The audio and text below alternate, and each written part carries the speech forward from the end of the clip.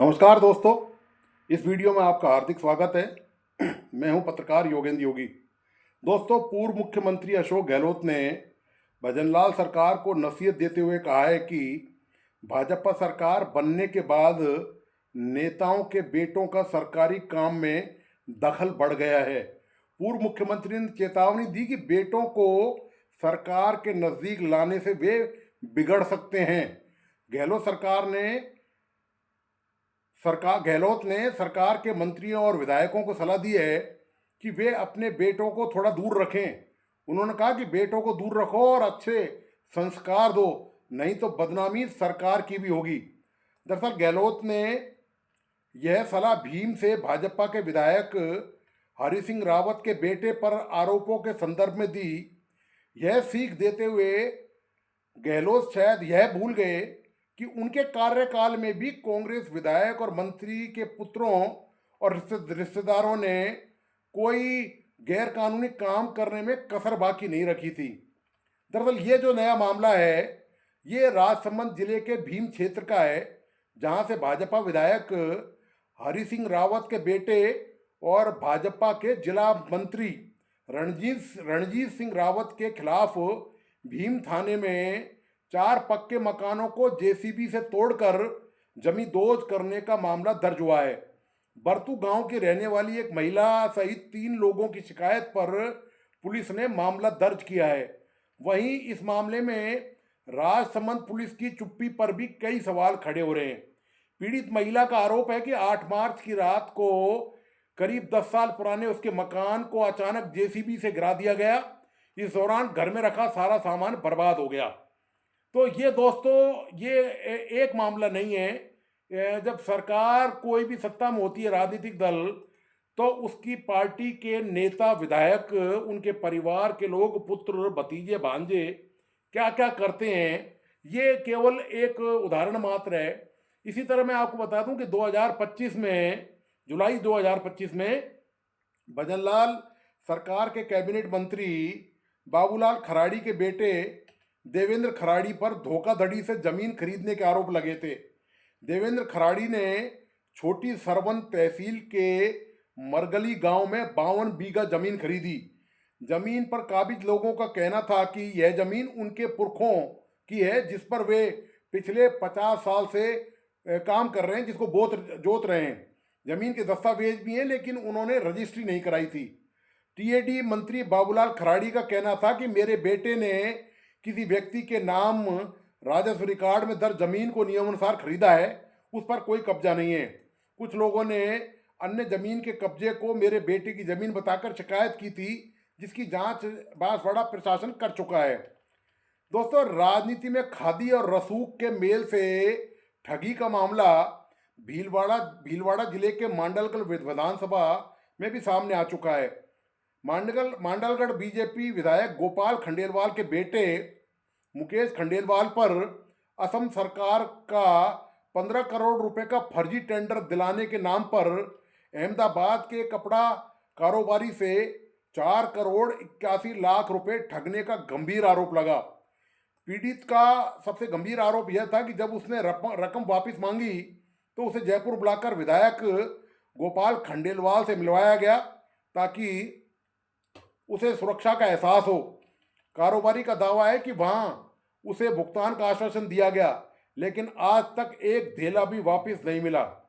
इसी तरह साल 2025 के अप्रैल महीने में कोटपूतली से भाजपा विधायक हंसराज पटेल के बेटे पंकज पटेल पर धमकी, हिंसा और सरकारी कामकाज में बाधा डालने से जुड़े 2 गंभीर आरोप लगे थे।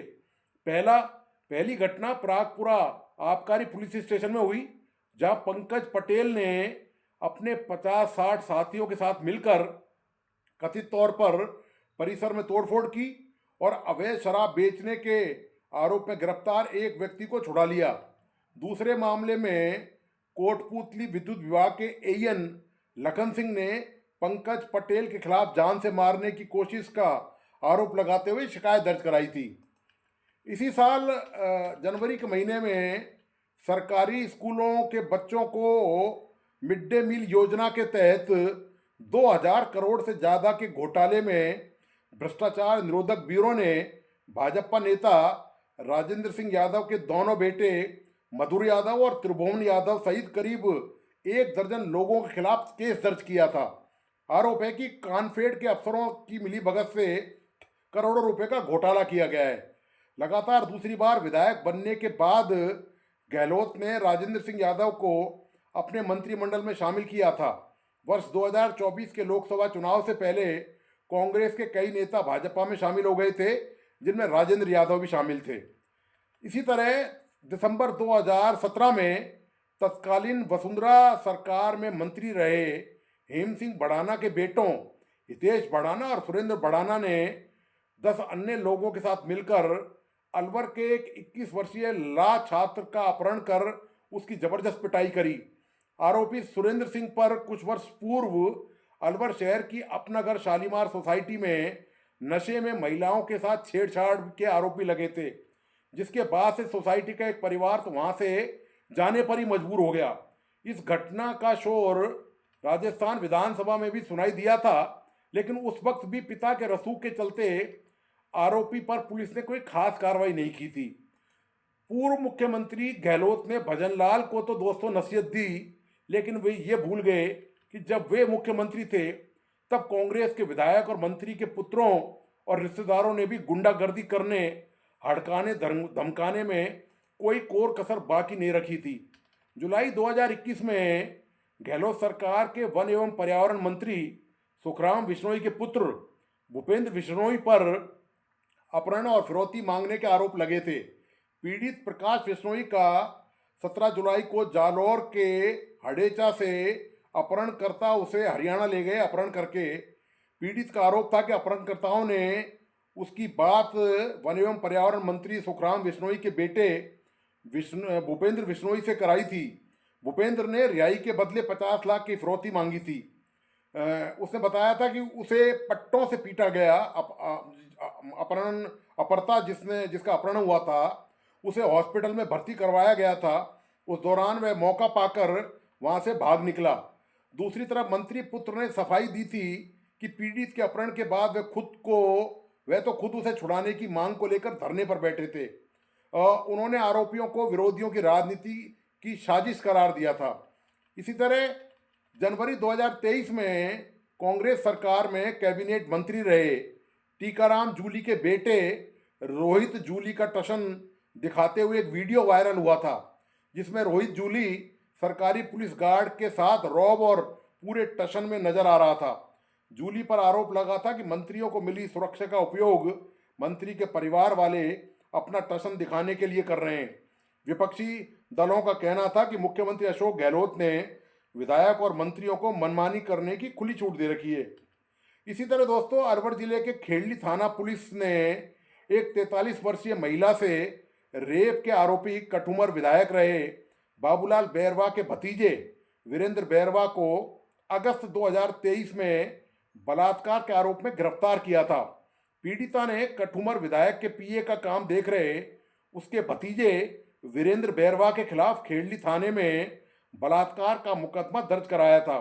पुलिस ने पीड़िता का मेडिकल कराया और फिर कोर्ट में 164 के बयान दर्ज करवाए।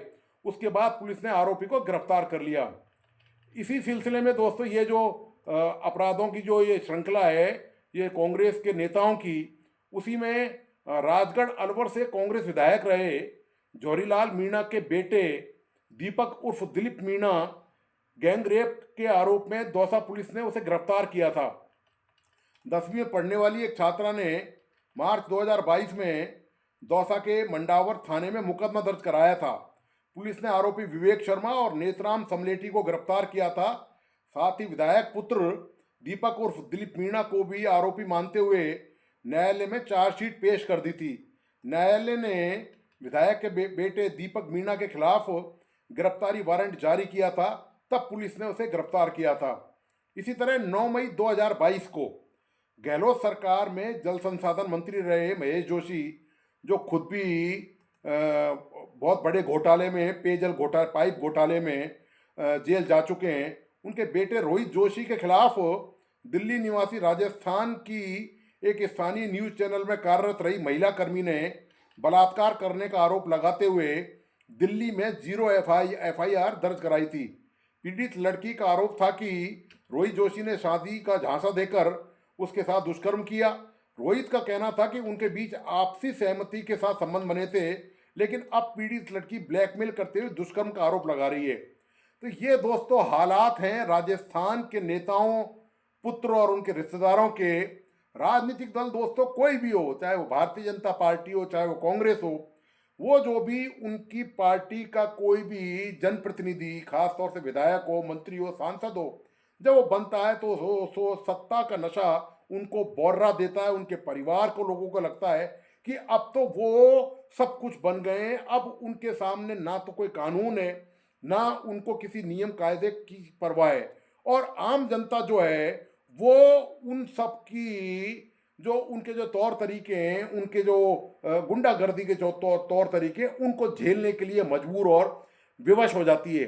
जहाँ तक बात है दोस्तों पुलिस की, तो पुलिस तो दोस्तों जिस पार्टी का शासन होता है, सत्ता में जो भी राजनीतिक दल होता है, उसकी हमेशा से ही कठपुतली रही है। ये इन उदाहरणों में पुलिस ने यदि कुछ कार्रवाई की थोड़ी बहुत या ज़्यादातर मामलों में कार्रवाई नहीं करी, तो उसका कारण यही है कि पुलिस जो है वो केवल सरकार के इशारों पे काम करती है।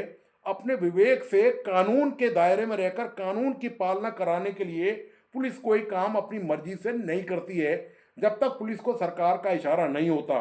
तो ये जो करतूतें हैं दोस्तों, इसमें कोई दबी छुपी हुई नहीं है। राजनीतिक दल चाहे भारतीय जनता पार्टी हो, चाहे कांग्रेस हो, सबकी दोस्तों उनके नेताओं की काली काली करतूतों के ये जो आपके सामने मैंने रखा है, पूरा ब्यौरा रखा है, आप इससे अंदाजा लगा सकते हैं कि देश की आज़ादी के बाद नेताओं में जो तौर तरीका है वो अंग्रेजों के राज का ही है कि वो कानून से खिलवाड़ करने में उनका परिवार, उनके परिवार के लोग, वो दोस्तों बाज नहीं आते। और शासन प्रशासन केवल देखता रहता है कार्रवाई करने के बजाय। यदि कठोर कार्रवाई 10-5 मामलों में हो जाए तो दोस्तों किसी की हिम्मत नहीं है कि कोई कानून से खिलवाड़ करे। लेकिन जो कानून बनाने वाले हैं, जब वही ऐसे खिलवाड़ करने वालों को संरक्षण देते हैं, तो दोस्तों फिर कानून अपना काम नहीं कर सकता। तो दोस्तों आपको आज का विश्लेषण कैसा लगा, प्लीज़ अपने लाइक एंड कमेंट के साथ बताइए। इस वीडियो को अपने दोस्तों और परिजनों को ज़रूर शेयर करें। मेरा तमाम दोस्तों से आग्रह कि प्लीज़ इस यूट्यूब चैनल को सब्सक्राइब करें, लाइक करें और बेल आइकॉन का बटन ज़रूर दबाइए। धन्यवाद, नमस्कार।